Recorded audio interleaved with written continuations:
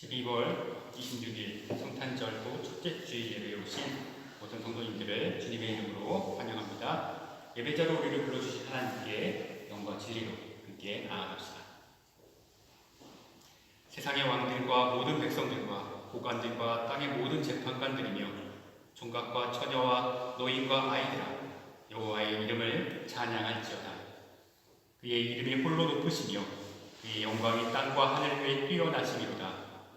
그가 그의 백성의 뿔을 높이셨으니 그는 모든 성도 곧 그를 가까이 하는 백성 이스라엘 자손의 찬양받은 이시로다. 할렐루야.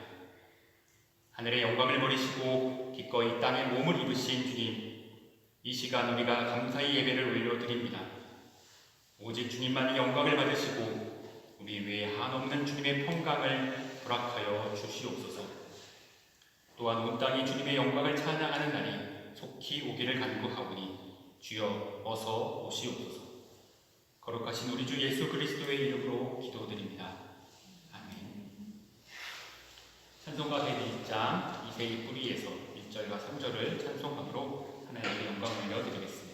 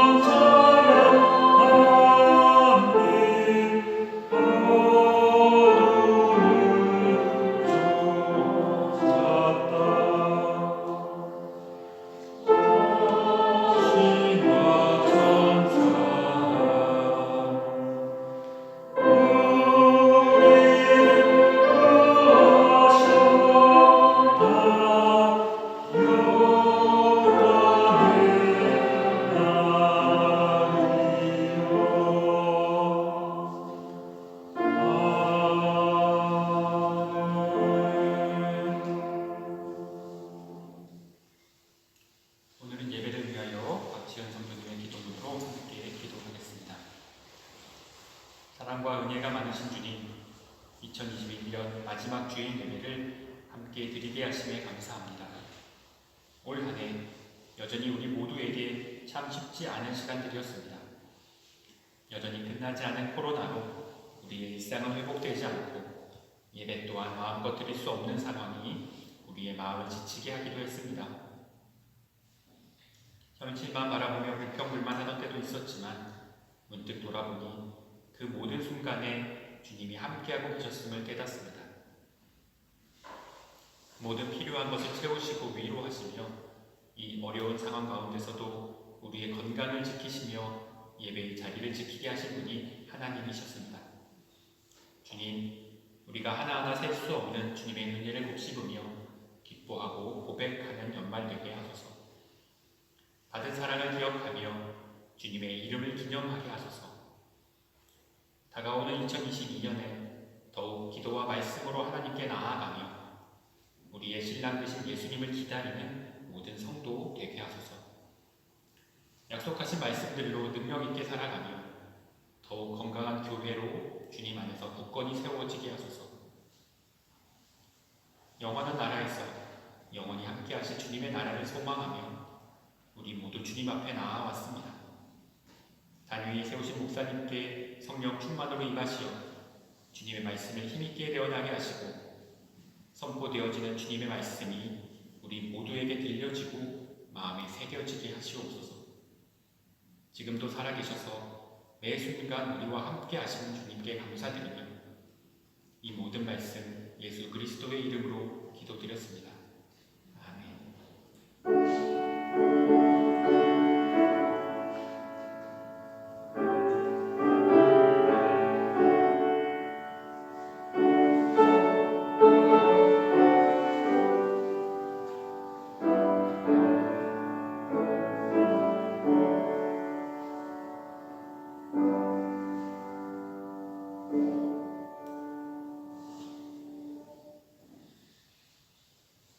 오늘 주시는 하나님의 말씀은 마태복음 1장 18절부터 21절까지 말씀입니다.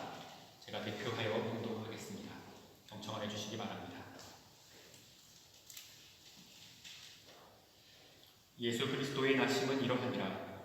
그의 어머니 마리아가 요셉과 약혼하고 동거하기 전에 성령으로 잉태된 것이 나타났더니 그의 남편 요셉은 의로운 사람이라.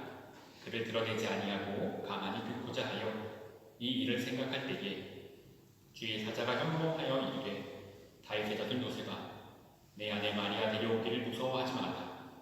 그에게 잉태된 자는 성령으로 된 것이라. 아들을 낳으리니 이름을 예수라 하라. 이는 그가 자기 백성을 그들의 죄에서 구원할 자이심이라 하니라. 하나님의 말씀입니다.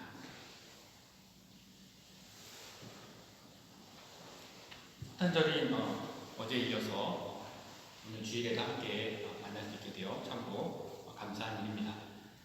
어제 나누어드린 성찬을 통해 각자의 세계를 하나님의 나라로 변화시키는 놀라운 은혜를 경험하셨기를 소망합니다. 그리고 이 임마누엘의 은혜를 내 삶 속에서 또한 누리실 수 있는 새로운 한 해를 맞게 되시기를 또한 축복합니다. 말씀으로 돌아가서 오늘 우리는 이 말씀 속에서 한 사람의 이야기를 들을 수 있습니다. 너무나 유명하고 우리도 다 알고 있는 일이지만 사실 정작 누구도 잘 모르는 한 사람의 이야기를 말이죠. 나사렛이라는 작은 동네에 요셉이라는 한 사람이 살고 있었습니다. 그는 늘 성실하게 열심히 일하는 그런 사람이었지만 특별한 재주를 가진 것도 아니었고 대단한 성공을 이룬 사람도 아니었습니다. 그저 매일매일 나무를 잘 다듬어서 쓸만한 정도의 물건을 만들고 때때로 요청이 오는 집 수리를 돕는 그런 정도의 삶을 살고 있는 사람이었죠. 그렇게 이 사람은 자기 실력으로 그래도 내가 한 가족 정도는 이제 먹고 살릴 수 있겠다 싶은 자신이 생겼기에 동네에 사는 한 처녀의 가정에 중매를 당했습니다. 그녀의 이름은 마리아였지요. 이 여인 역시 대단한 집안 출신은 사실 아닙니다. 다만 이 여인의 먼 친척이 여전히 제사장으로 일하고 있다는 점이 조금 특별하다면 특별할 수 있는 점이었습니다. 하지만 요셉에게는 바로 이 점이 가장 마음에 들었습니다. 왜냐하면 아무리 시골이라고는 해도 지금같이 신앙이 무너져 있는 그런 시대에 여전히 하나님 성전의 제사장으로 일하고 있을 정도의 그런 친척을 가진 집안이라면, 그런 사람이라면 그래도 괜찮은 신앙을 가진 집안인 것은 분명했기 때문이죠.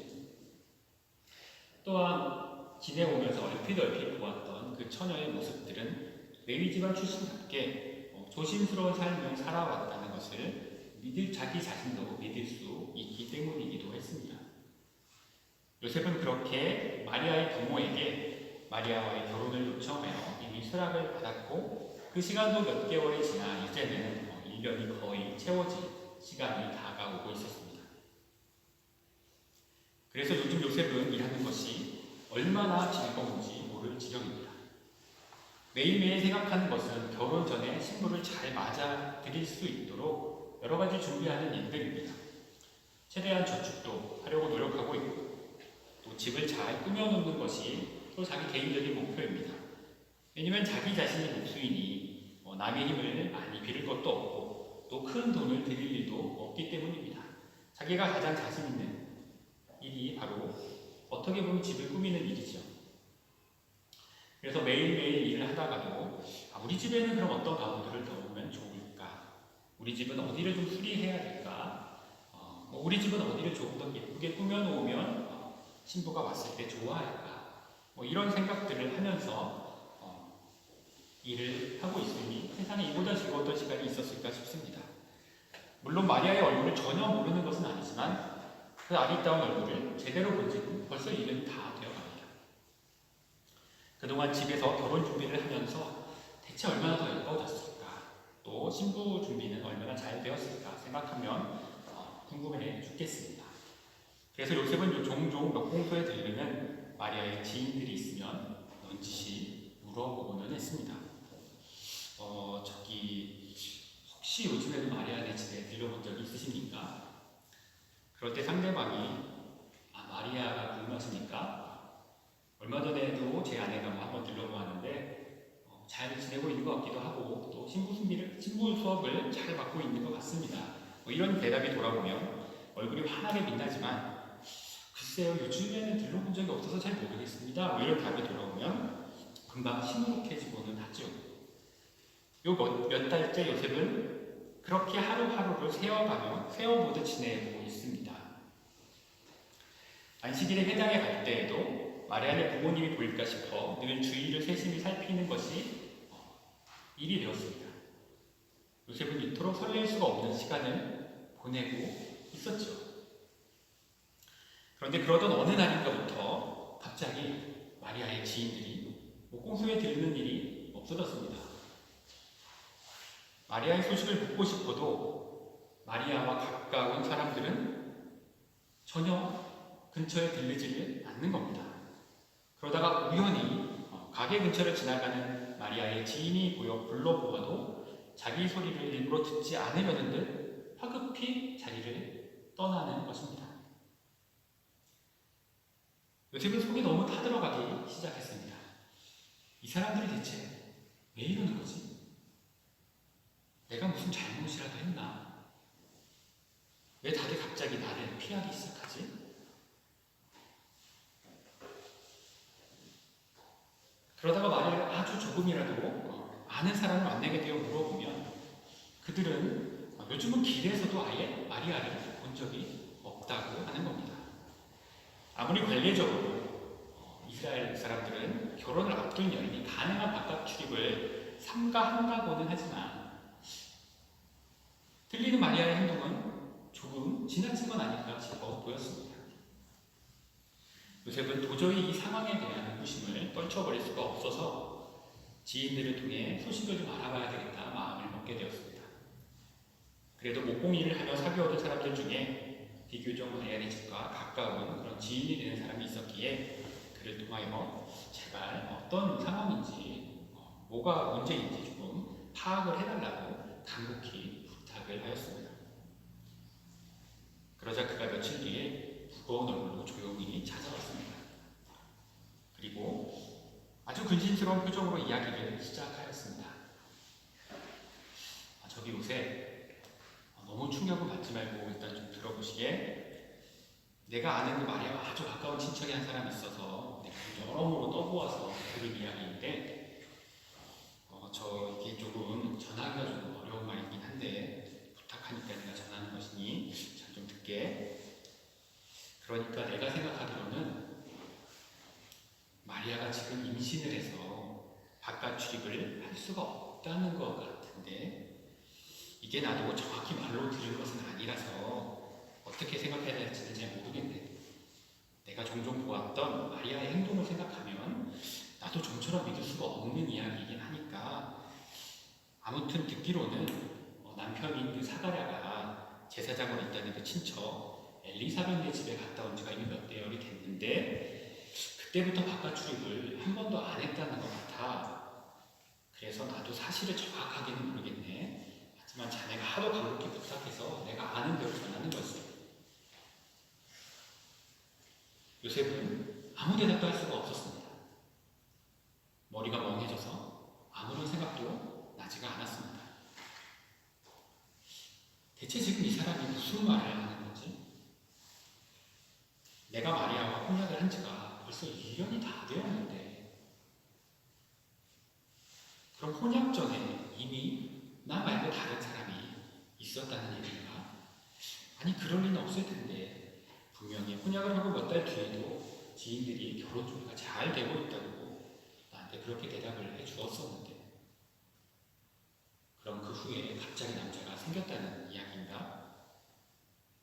아무리 그렇더라도 이제 곧 결혼 날짜가 다가오고 있는데 임신이라니 대체 임신이라니 이게 가당키나 한 이야기인가? 마리아가 지금 돌에 맞아 죽어도 괜찮다는 그런 얘기인가? 다른 남자가 있었다면 차라리 요청을 거절하던지 아니 나중에라도 조용히 파혼을 요청했으면 얼마든지 들어주었을 텐데 지금 배가 불러서 바깥 출입을 못한다는 게 이게 대체 상식적으로 가능키나 한 이야기인가? 내가 무슨 바보 천치도 아니고 다른 남자의 아이를 임신하여 배가 부룩한 이유가 결혼을 할 거라고 결혼식을 치를 거라고 생각을 하고 있는 건가? 요셉은 찾아왔던 지인이 무한한 얼굴로 집을 나가는 것도 모르고 계속 생각에 잠겨 있었습니다. 어떡하지? 랍비를 찾아가 이야기하고 친구들과 함께 죽이러 가야 하나? 신앙이 좋은 여인이라고 믿고 기다리고 있었는데 이렇게 배신을 당할 줄은 내가 대체 어떻게 해야 하지? 한참을 고민하던 요셉은 겨우겨우 마음을 추스리고 한숨을 내쉬며 결정을 내렸습니다. 다른 남자가 있는 정도가 아니라 목숨을 걸고 그 사람의 아이까지 낳겠다는데 이제 내가 대체 뭘 어쩌겠는가? 그냥 조용히 놓아주고 그 사람에게 보내고 말자. 굳이 내 손으로 사람을 죽일 것까지 있을까? 나야 또 다른 여인을 찾아보면 또 좋은 여인을 주시겠지. 요셉은 너무 마음이 아프고 힘이 든 하루였기 때문에 그렇게 내일 아침 조용히 마리아의 부모를 찾아 사실만 확인하고 파혼을 청할 것을 결정하고 잠자리에 들었습니다. 낮에 들은 이야기에 너무 피곤했던 탓인지 요셉은 자리에 눕기가 무섭게 잠이 들었습니다. 그런데 요셉은 꿈속에서 놀라운 경험을 하게 됩니다. 바로 천사가 자기를 찾아와봐 말을 전한 것이죠. 이 꿈이 너무 생생해서 요셉은 벌떡 자리에서 일어났습니다. 그리고 꿈을 다시 한번 찬찬히 생각해보니 꿈속에서 천사는 분명하게 자신에게 이렇게 말하였습니다. 다윗의 자손 요셉아, 내 아내 마리아 데려오기를 무서워하지 말라.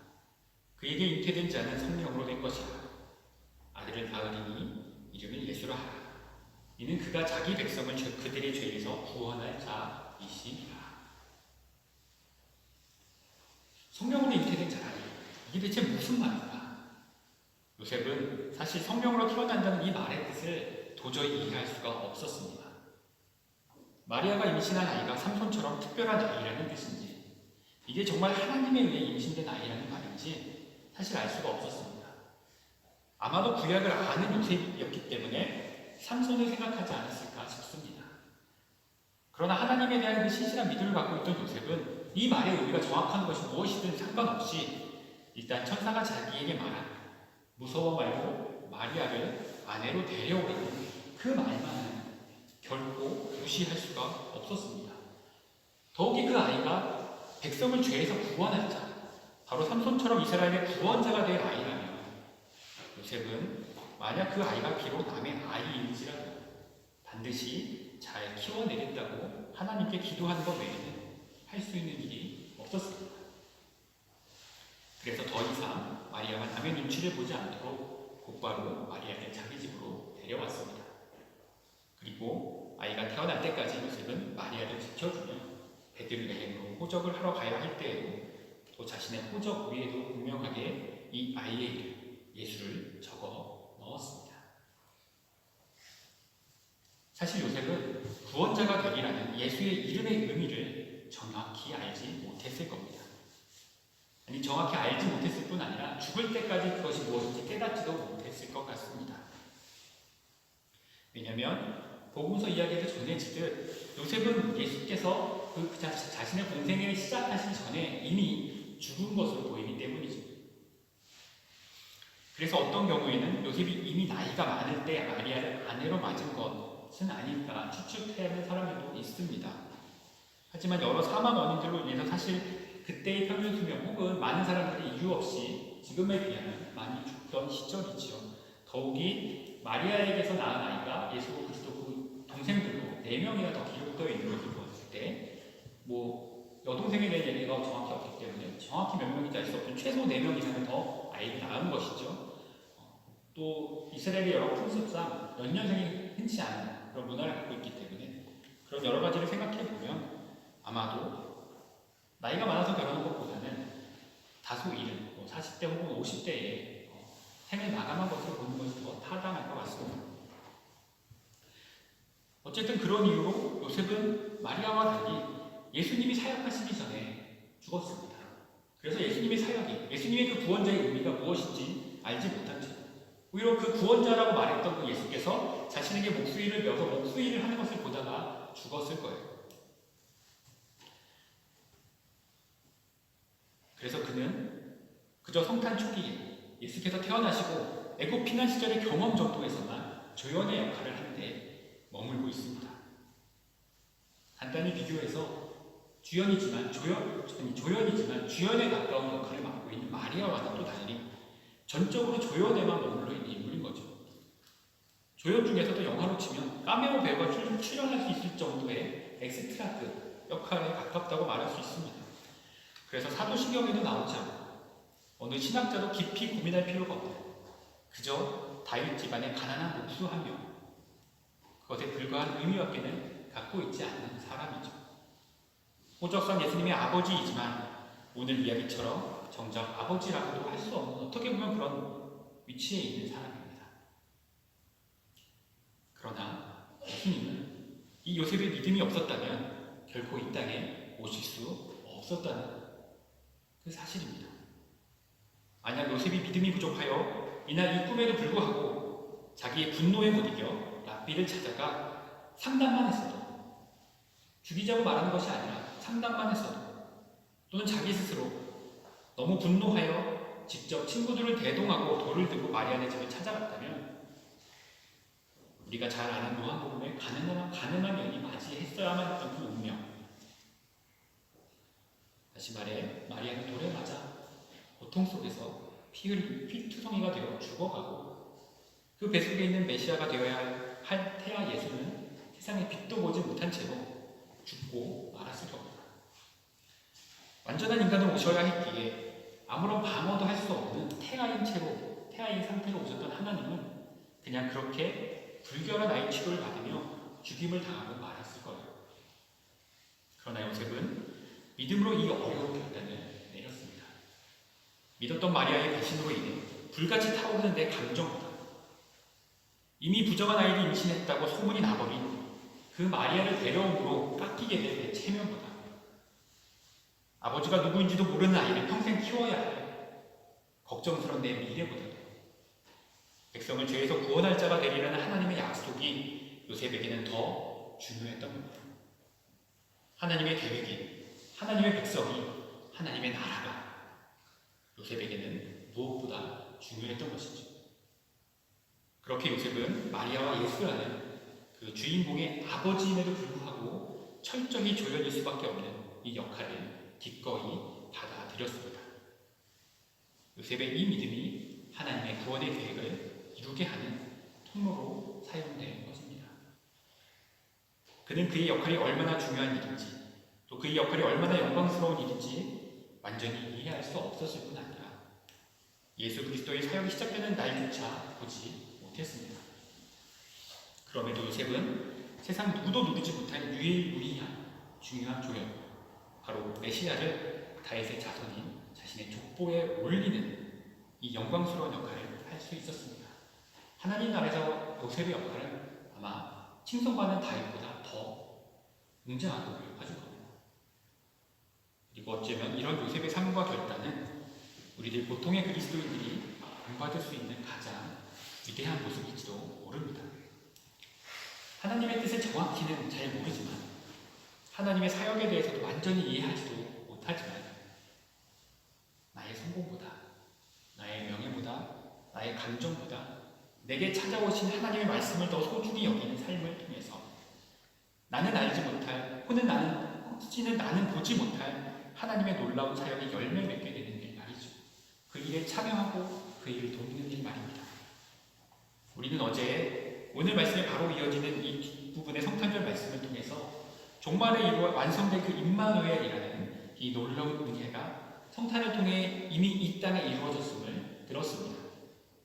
그런데 오늘의 말씀을 통해서 이 놀라운 임마누엘 하시는 하나님 나라의 임재가 누구보다도 요셉이라는 이 한 사람의 믿음을 통해서 이루어졌다는 것을 사도는 전하고 있습니다. 하나님께서는 나의 삶을 통해서도, 나의 믿음을 통해서도 이처럼 놀라운 일을 이루실 것입니다. 그 사명의 과정에서 내가 주연이든 조연이든 혹은 엑세트라이든 나의 역할이 하나님의 나라를 이 땅에 당겨오는 일이라면 그것보다 영광스러운 삶이 어디에 있겠습니까? 임마누엘의 주님께서는 요셉을 사용하듯이 분명히 나를 통해서도, 당연히 우리 성도님들 한 분 한 분을 통해서도, 그의 삶을 통해서, 우리 모두의 삶을 통해서 이 땅에 하나님 나라가 임하는 임마누엘의 은혜가 풍성하게 하실 겁니다. 그러니 우리 칼수리 한인교회 모든 성도님들이 요셉처럼 삶 속에서 임마누엘의 은혜를 이루어 가시는 믿음의 삶을 사시기를 주님의 이름으로 축복합니다. 기도하겠습니다. 성육하심으로 하늘 나라를 이 땅으로 가져오신 주님, 오늘도 우리가 임마누엘의 그 약속을 의지합니다. 언젠가 우리로 당신의 나라에서 영원을 누리게 하실 주님께서 우리의 몸과 삶 속에서 임마누엘 하여 주셔서 우리가 오늘의 땅 위에서도 그 영원의 생명을 누릴 수 있게 하여 주시옵소서.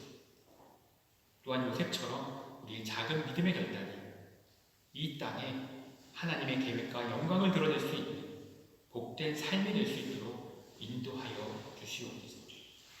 우리를 구원하여 주신 우리 주 예수 그리스도의 이름으로 기도드립니다. 아멘. 찬송가 111장 귀중한 보배하를 1절과 2절을 우리에게 생명을 주신 이 주님의 은혜에 대한 감사의 응답으로 찬송을 올려드리겠습니다.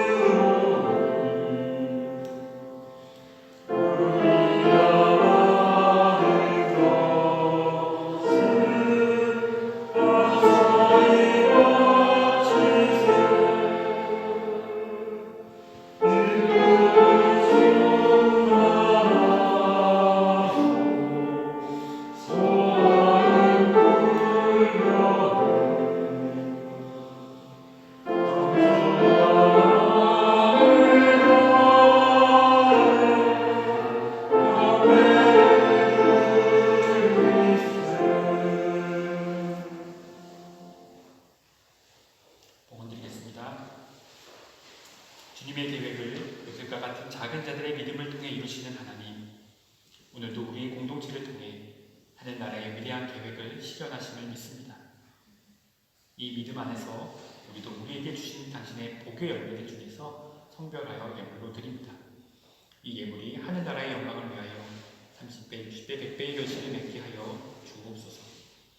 코로나와 같은 세상의 위기 속에서도 주님의 몸된 우리 교회가 맡은 바 사명을 다할 수 있게 하여 주시고, 무엇보다 주님의 한 피를 받아 한 몸을 이룬 우리 공동체의 모든 지체들이 서로를 더욱더 깊이 사랑하고 섬길 수 있는 교회가 되게 하여 주시옵소서.